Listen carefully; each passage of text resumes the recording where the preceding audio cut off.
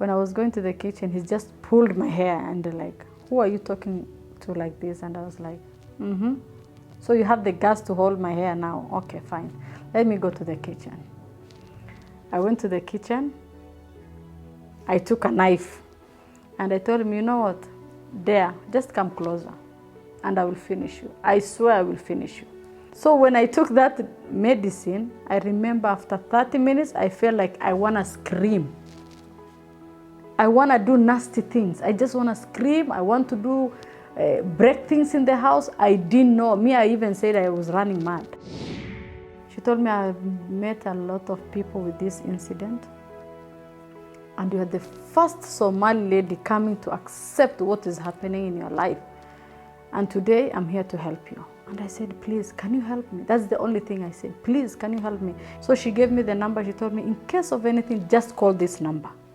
Because when she saw me, she just saw that maybe this lady, you have a suicidal thoughts.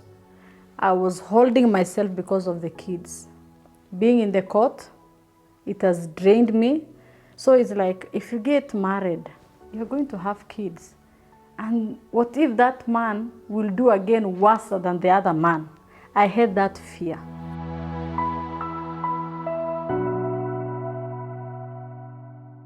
It's me, Saida Ahmed Rashid.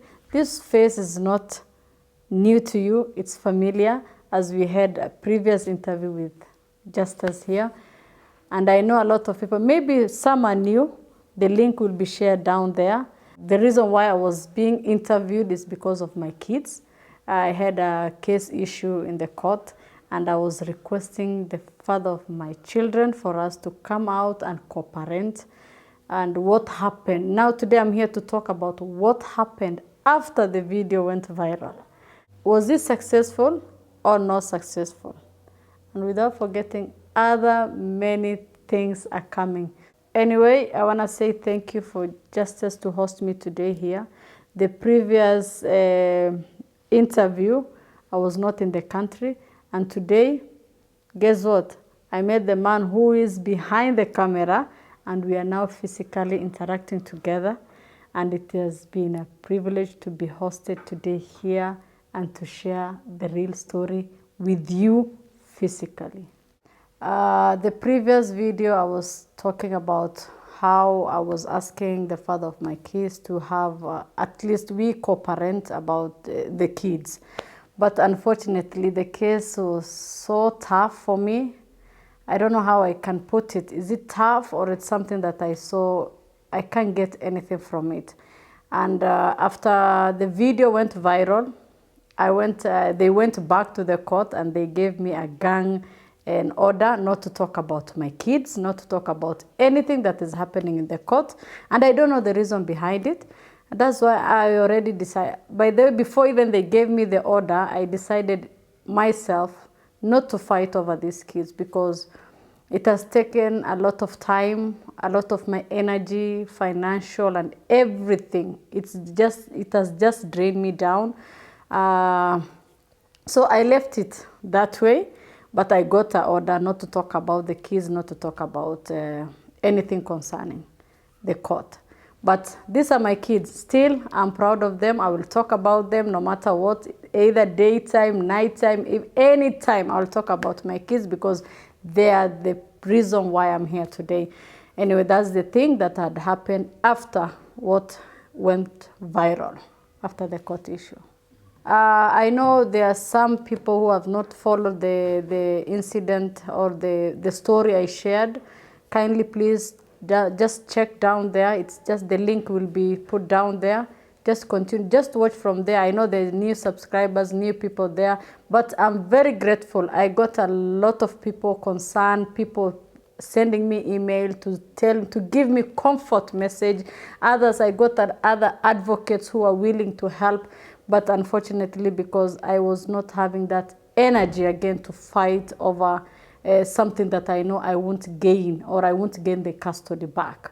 But I'm so grateful for the good feedback and good comments down there. Thank you so much for giving me that moral support. And that is exactly what I needed the most. Saida is just an ordinary person like other people from a Somali community. Garri tribe. Mostly they live in Mandera County. I'm from Mandera County, born in Ramo, I think sub-county, Ramo. I'm a mother of beautiful 3 kids, 2 girls and 1 boy. Maybe soon somebody else is coming.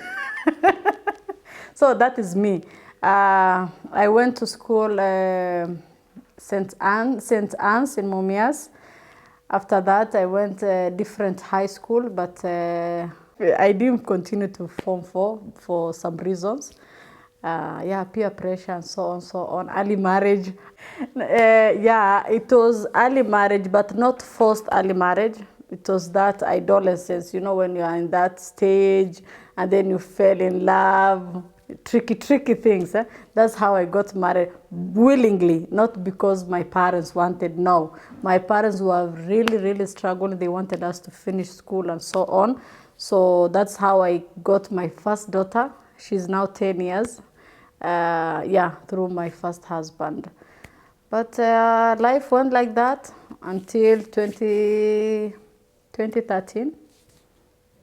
I was divorced. The main reason why we separated is all about long distance, because I was in another country, we could not come together. But we are really in good relationship with the father of my daughter. We are co-parenting, and that is the good thing that I thank God. After 2013, 2015, again I remarried to now the father of my 2 kids, the one who took away the kids from me. And that is an history. It was a little bit so hard marriage with violence, with mental abuse, so much. But I thank God I recovered. You see this beautiful Saida here went a lot. If I say I went through a lot, I went through a lot. I was under depression. I was using antidepressant medicine. I went through violence. I went through mental torture. I went through a lot. If I can say a lot, yes, I did. I tried to fight for what I know it's mine, and I wanted to make something out of it. First of all, 2013, the first time I got separated with the father of my first daughter, I had 2 incidents, divorce together with the death of my late mom. The same day, the same time, the same year, that is when I got divorced, and I had 2 things to deal with. Grief, at the same time, the grief of divorce. But the one that strained me a lot, obviously, is the death of a mother. But the first divorce, because it's of a long distance, I could not sit down with him, we talk and work things out. My dear, long distance is not as easy as people think. It has a lot of challenges. This long distance was from 2008 to 2013. That distance. I left my first husband to go and look for greener pasture 2010. You can imagine from 2010 to 2013, we don't meet, but we separated. How? Communication is hard. People are working, struggling. So I tried my best to make that marriage, but it was in vain. And we decided to let it go. When I got married to the father of my daughter, 2008, and then there's an offer came to go and look for greener pasture somewhere outside the country. My first husband told me, you know what, why don't you try and go? And I was like, no, I'm not going. By then, life was not easy for us. I won't lie. It was not easy. He was struggling. So even a meal of a day, it was a struggle for us. So I told him, no, I'm not going. Let us just be here, suffer. If God will open a door for us another time, well and good, but I'm not leaving. I insisted I'm not leaving. But for him, he told me, you have to go. It's a must for him. Okay, you want me to go? Yeah. I hope you won't regret. That is exactly what I told him. Up to today, the father of my child regrets why he let me go. So Communication, we used to have Skype. I remember very well. Skype, Tango, Viber.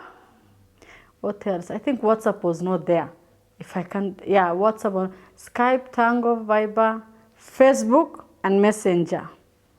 So that was how we used to communicate. But it was so difficult because me in another country, maybe our time was different. When he wants to talk to me, maybe I'm busy, I'm in school, I'm maybe working, something like that. So it was so straining when it comes to communication, but we tried our best. Oh, we communicated, but that's it. Communication, the only thing separated us is long distance. We could not make it. So, there are some people who are very strong, who can overcome the long distance. Well, some people it cannot work. For me, it can't. I know it won't work and it can't work completely. So that's the struggle we had. We are very mature by then, although I was married when I was 20, divorced when I was 25, but we were very mature. We just decided to talk, okay, tell each other now, we see we cannot make it. In a good faith, in a good way, let us just end this relationship. Just be in a life of my daughter, our daughter. So that's it. We got divorced in a good way up to date as we are talking. We still communicate in a good way. He communicates with my daughter. He supports me sometimes financially. He's the best dad I can say. Also, without forgetting beautiful siblings, beautiful family who were surrounding me, and they gave me hope in life. They gave me reason to live. They gave me reason to wake up and struggle for them, because I'm the firstborn of my 6 siblings from my mom. I'm their mother at this moment as I'm talking to you. I'm a guardian to them, a mother to them. They don't see me like a sister. They see me like a mother. I'm a role model to many. So when my mother died, I just asked myself, now mom is gone. Who is here now? It is me. Without you accepting and moving on, you will never have peace of mind. After having medication, having my siblings around me, good family who supported me, that is the reason why I just came up immediately, and the faith I have in myself. I'm a strong woman. If that time I didn't die or I didn't have suicidal thought, then I'm good to go. I can fight any struggle I face in my life. So that's how I came up, and after 2 years, that is 2013, 2014, 2015, I remarried again, as I said. So the struggle was not that bad, but I thank God. 2015, boom, Saida got married again. I got 2 beautiful kids. Wherever they are, may God bless them, keep them safe for me. I hope one day, one time, I will meet them.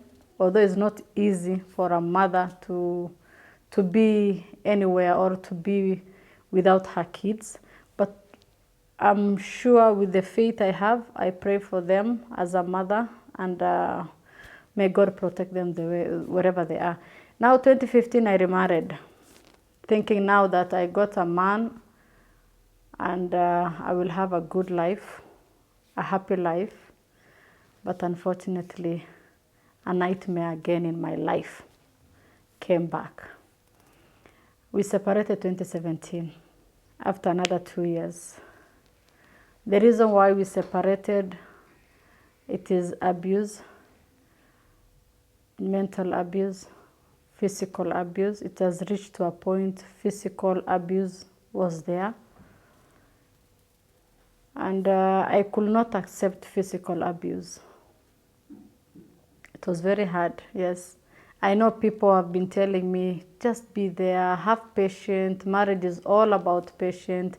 But once he started having physical abuse on me, that is the day I said, it is over.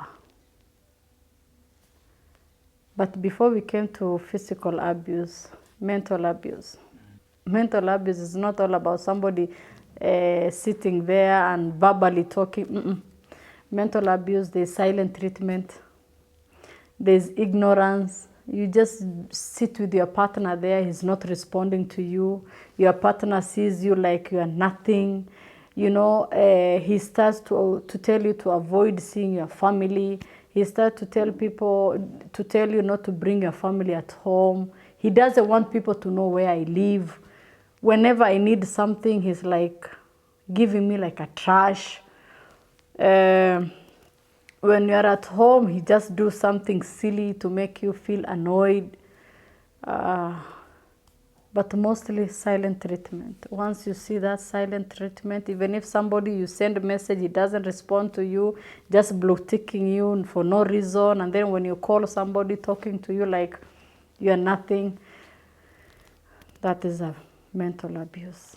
And for sure, you better avoid that. That is the worst thing ever. Better physical. You know, if somebody does this, you can tell somebody did this, and you can say, okay, don't raise your hands on me. But once you are being tortured mentally, you are done. Without that, without being stable, you can't do anything. I remember, he's the reason of me having this issue, mental issue, depressed and whatever. He's the same person taking me again to go and visit a doctor.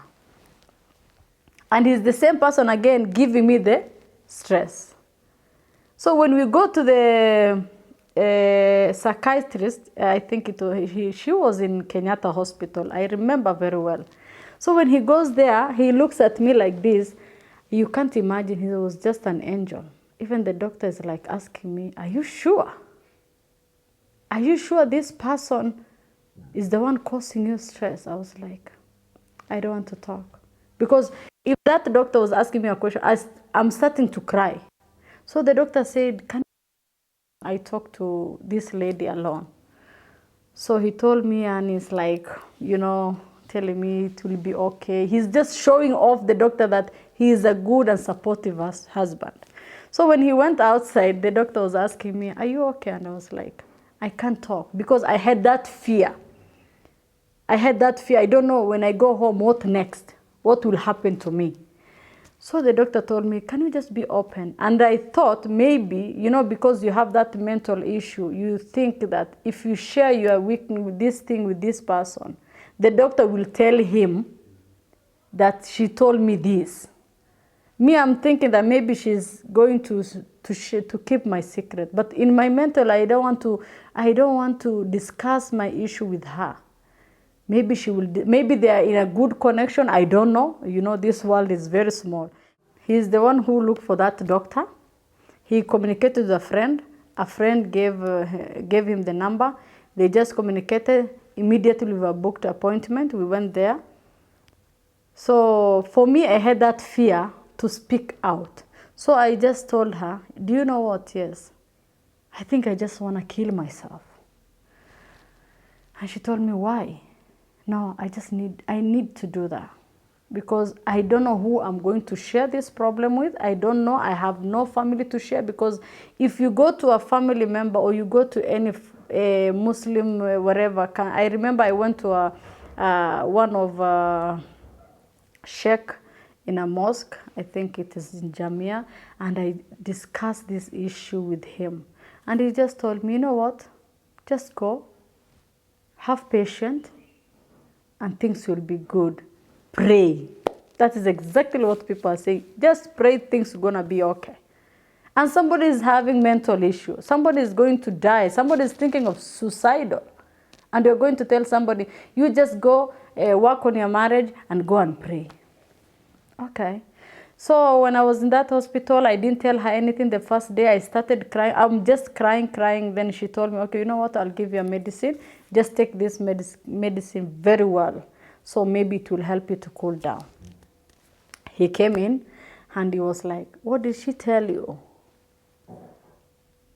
But he saw my eyes were red. When he was coming in, I had to behave normal. But my eyes were red. So he said, what did she tell you? No, she didn't tell me anything. She's just, the doctor said the truth. She didn't tell me anything, but I think I will write for her medicine, get that medicine for her, and then we see after 3 weeks, come back.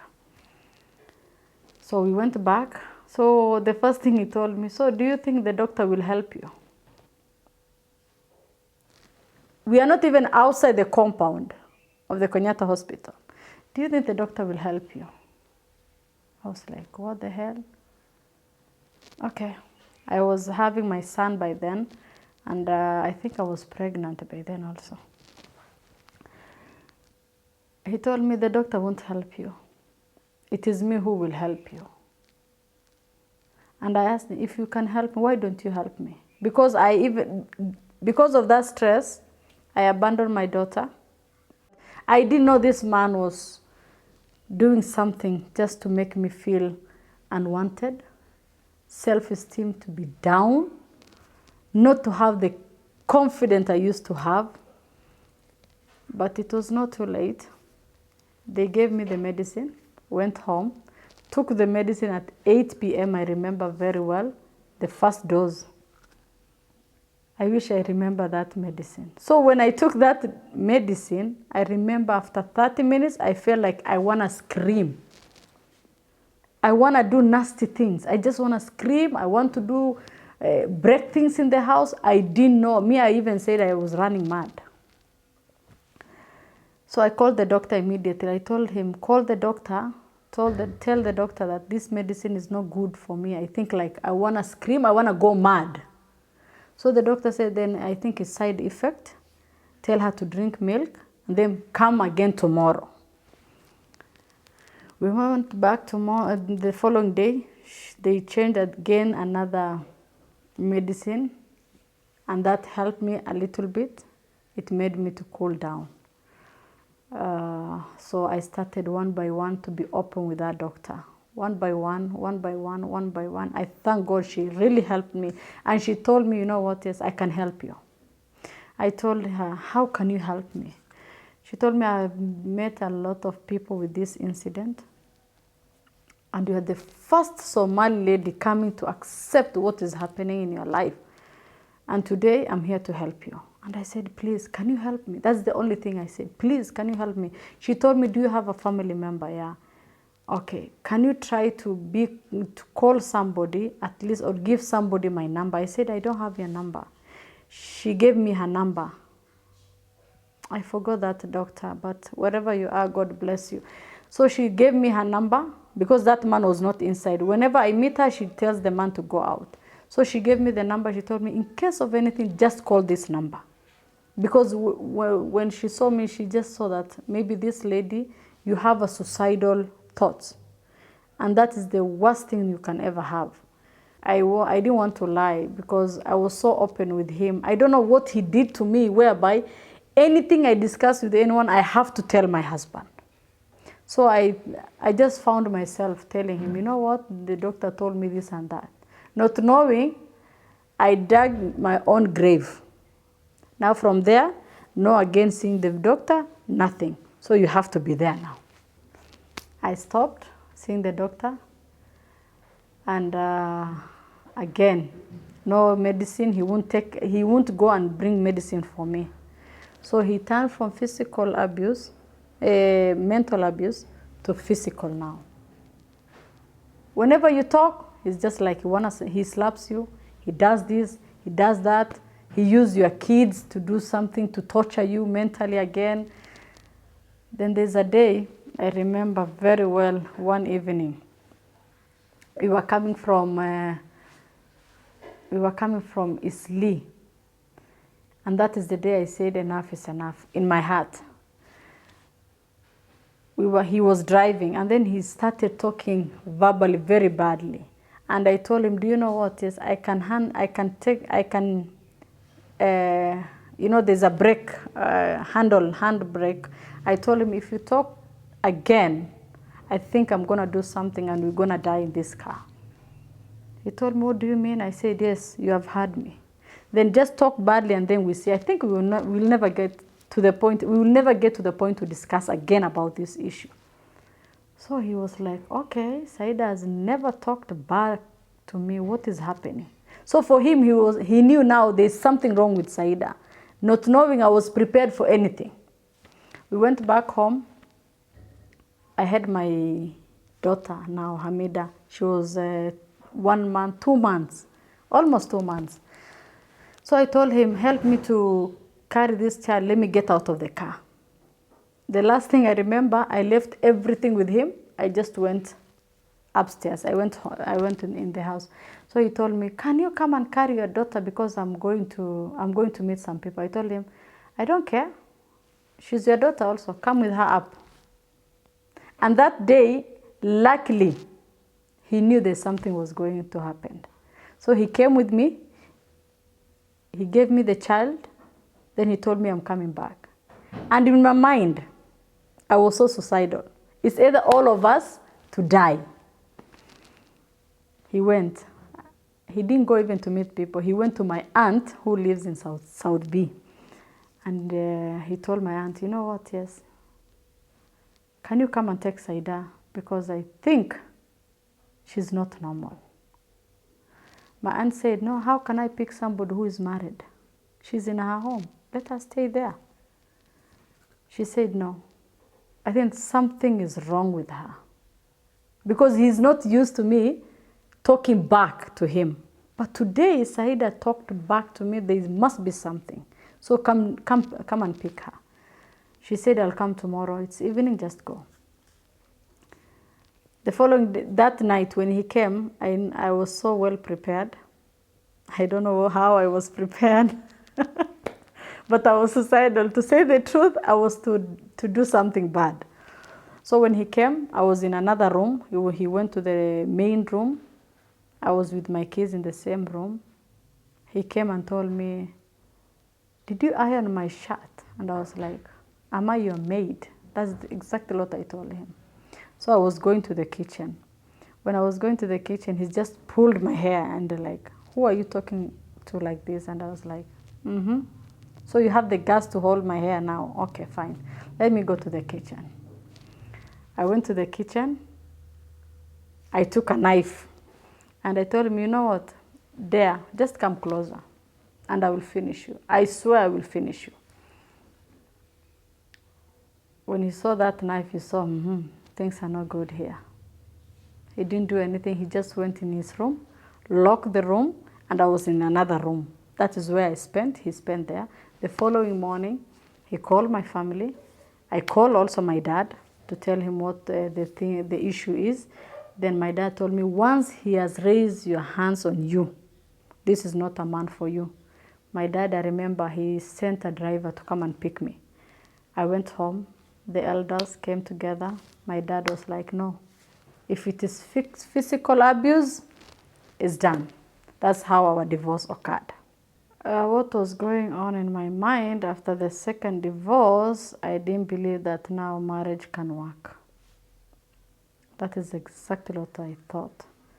Now, Saida, you have seen, you did your best to get married. You did your best to be a wife. You did the best to be a mother.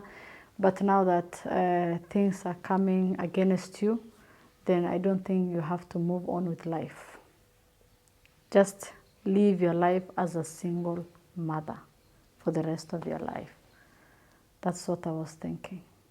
But I proved myself wrong. Yeah. After falling in love again. So, yeah, but 2017, 2021 now. Ooh, how many years? 4. I fall in love after 4 years. I'm now in love and I'm married.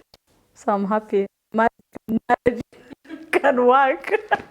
That's what I can exactly say. I was thinking, no, marriage. But after 4 years, I healed. I accepted what had happened. And before I accepted myself again to get married, I was holding myself because of the kids. Being in the court, it has drained me. And I was thinking like, okay, if you have kids with the same, men are the same species, that is what I was thinking. But it's not the same. So it's like, if you get married, you're going to have kids. And what if that man will do again worse than the other man? I had that fear.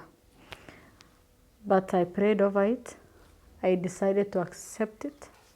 You cannot do anything until you accept. And I said, for how long will I hold myself? My kids are somewhere, okay, even if it's the father of their kids, with their father of their kids or whoever they are with, I have to move on and appreciate, accept whatever had happened in my life. There's a reason behind it. Maybe, who knows, I may get, I'll be okay with this marriage again. And in future, maybe I'll be happy again. So I decided to leave everything behind.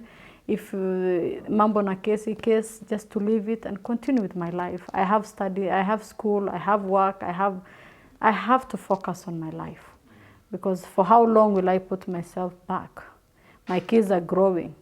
Assume they are now 18 years or 15 years, they're looking for their mother. What do I have to offer them? Just to sit there? Just to look at them? So exactly what they're gonna hear, maybe their mother abandoned you and she's not doing anything, she's now zero, her life is bad. I have to wake up as a mother, work for them, build a future for them. If tomorrow they come, I receive them with both hands. I show them this is what I was doing. If I didn't abandon you, whatever you had, no. I know in future they're gonna see this video. I didn't abandon them. And I'm working for them. If they come to me, they are welcome. I have a lot to offer them, more than before. I learned a lot. First, what I learned is all that glitters is not gold. So check out who you marry, check the background, check everything concerning that person if it comes to marriage. Anybody can laugh with you, but they won't eat. They eat with you, but behind this, they stab you. So be keenly, be watchful, whatever you do. When it comes to families, watch out. Not everybody is friendly. Not everybody will love to see what you are doing. Some families are just as they can mess you up in seconds. As I said previously, it is very hard to get a lady, a Somali, mostly from this side in northeastern region. They are there, but people don't have this confidence to come out and speak out what people are going through. For me, getting this strength, getting this passion, I just want to talk about exactly what I want to inspire people with my story. And it's because of a strong family, siblings, especially I will say siblings, because those are the people I'm with them 150%. And with them, they are the one who gave me this moral support. Go, speak out. Just do what you want to do, what you love to do. And I love to talk, to speak out. I'm that woman who is very confident with myself. My community have this weakness. Our ladies have this weakness because they don't want to come and speak out what they are going through. And the reason is the culture. Or maybe we say, the culture, the society. The society will judge them. What is she talking? Why is she on a public forum? Why is she in public platform? What is she telling us? So the comments that you get will make you now like, okay, I can't do this anymore. Me, Saida, I have this confidence. I have support, my siblings support. That is why I came out and I speak on behalf of other ladies. Although, I don't know, a lot of people are judging why I came out, why am I speaking this. Those are the people who want to see you fall down. They want to see you down. But what I say always, those negative comments are the ones that makes you to go higher, not positive. Positive is to encourage you, but those negative is the one that pushes you. It's okay, now you see this one is not believing in you. Can you do it and make that person to know that, okay, she can do it? You understand? So my Somali girls, Somali community, please, my sisters, wherever you are, if you are going through something, just speak out. You never know who is going to help you. You never know who is there to listen to your story. You may be encouraging people outside there. Come out, speak. If it's a matter of divorce, come out. If it's a matter of early marriage, come out. Like now we have something called Maslaha. Maslaha is a court of elders or the imams, religion leaders from different clans coming together to sit and solve an issue. That is what is called Maslaha. Maslaha comes in when there is a problem that people can, maybe they have gone to court and maybe elders can see this is like a shame. We don't want it to go to the court. Can we do it as elders or Muslim religion leaders? So they come together to solve particular issue. Yes, there's advantage, as I said, and there's a disadvantage. Advantage when it comes to politics, yes, because people can solve issue together. They can say, okay, this is what we want, this is what... They just help in political issue. But there's a disadvantage. Maybe there's a case of a murderer, somebody has been killed. You go to the court, obviously, definitely in the court, in the government, you will be arrested. What about Maslaha? So Maslaha will decide, okay, can we remove from the court? Come and do what? Talk through Maslaha.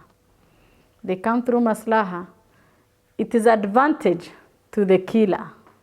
Who about the one who was killed? So the family will sit down, talk about it, give some money, give some camels, maybe cows, goats, so that they can solve this issue. There's another issue also, maybe when it comes to early marriage. Girls are being married when they are 16 to 15 or 13. There's a time I remember I was talking about early marriage on my social platform, on my YouTube about, there's a chief who was helping a lady she finished, by the way, class 8. She got a good marks. She was going to secondary. So he helped that lady not to be married off. Guess what happened? All comments were coming from men. No, you are against the religion. Why are you doing this? And so on. Why I'm saying that is now girls have to be empowered. If you tell a girl not to go to school, imagine she started nursery to class 8, she got a good marks, and then you come and tell now that girl has to get married. Why getting married? So when somebody is coming to help somebody, the maslaha comes in now. So the maslaha is like, oh, don't do this, let the girl get married and so on. So there's a disadvantage. For that girl, she will get married, her life is finished. There's another maybe rape case. You want to go to the court and the people are like, okay, can we call the elders and come and sit down about this? Maslaha again, a rape case.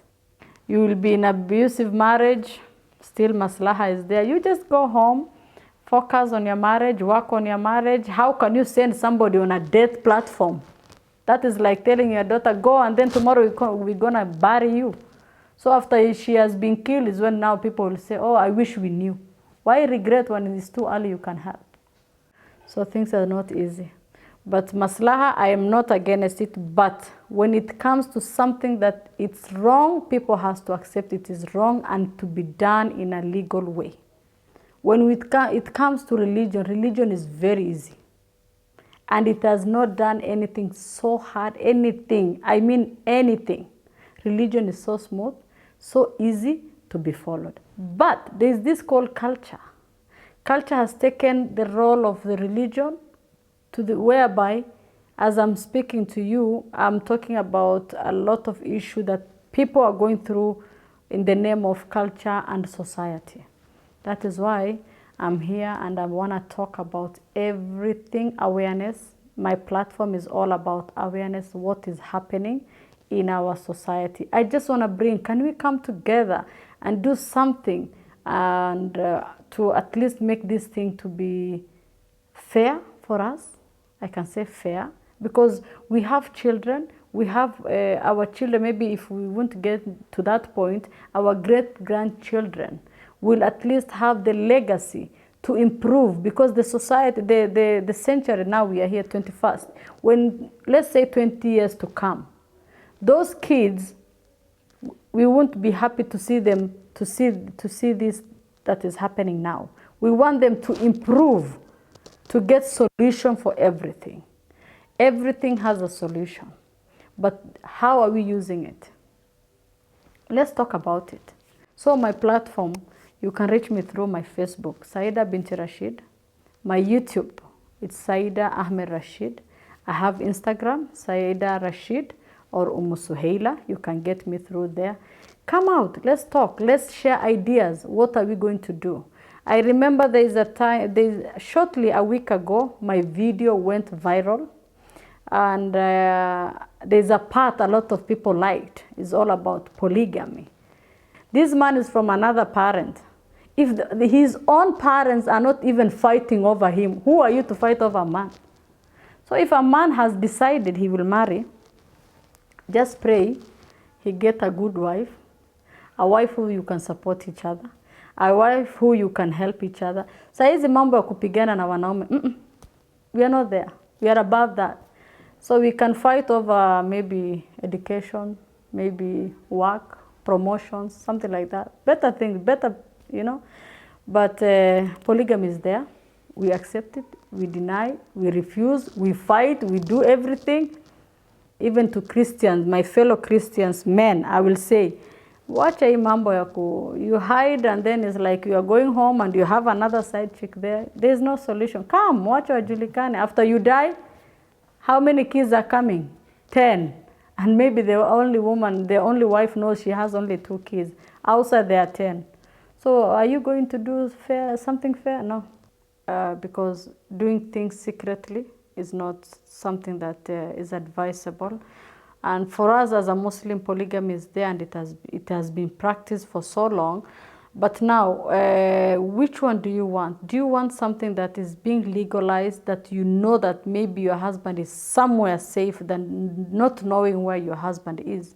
Maybe your husband can tell you, I'm going for a workshop in a week time. And maybe that week he's going to somebody else. Maybe it's the second wife and you don't know about it.